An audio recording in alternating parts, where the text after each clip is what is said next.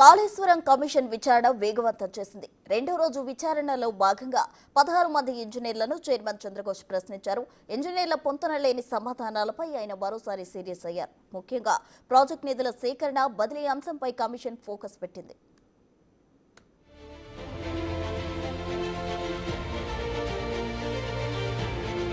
కాళేశ్వరం ప్రాజెక్టుకు సంబంధించి justice Chandra Ghose commission విచారణ తుది దశకు చేరుకుంటోంది. రెండో రోజు విచారణలో భాగంగా ఈఈ, ఏఈఈ, డిఈఈ, సిడిఓలతో సహా మొత్తం 16 మందిని కమిషన్ చీఫ్ జస్టిస్ చంద్రఘోష్ విచారించారు. కాళేశ్వరం ప్రారంభ దశ నుంచి నిర్మాణ రికార్డులపై కమిషన్ ఫోకస్ చేసింది. అదేవిధంగా పొంతనలేని సమాధానాలపై జస్టిస్ చంద్రఘోష్ సీరియస్ అయ్యారు. ఈఈలు మరోసారి ఇంజనీర్ ఇన్ చీఫ్ నల్లా వెంకటేశ్వర్లు పేరును ప్రస్తావించారు. నల్లా వెంకటేశ్వర్లు ఆదేశాలనే ఫీల్డ్లో పాటించామని తెలిపారు.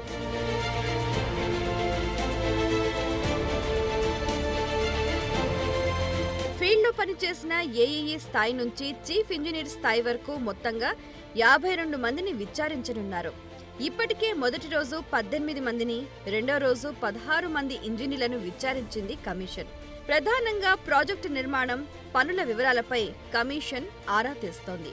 ఫీల్డ్లో జరిగిన పనులకు సంబంధించిన రిజిస్టర్లపై ఇంజనీర్లతో సంతకాలు తీసుకుంటున్నారు.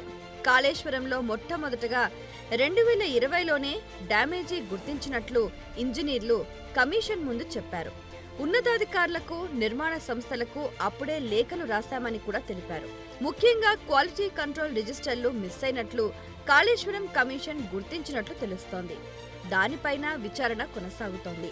మరికొందరు ఇంజనీర్లను కూడా జస్టిస్ ఘోష్ ప్రశ్నించనున్నారు.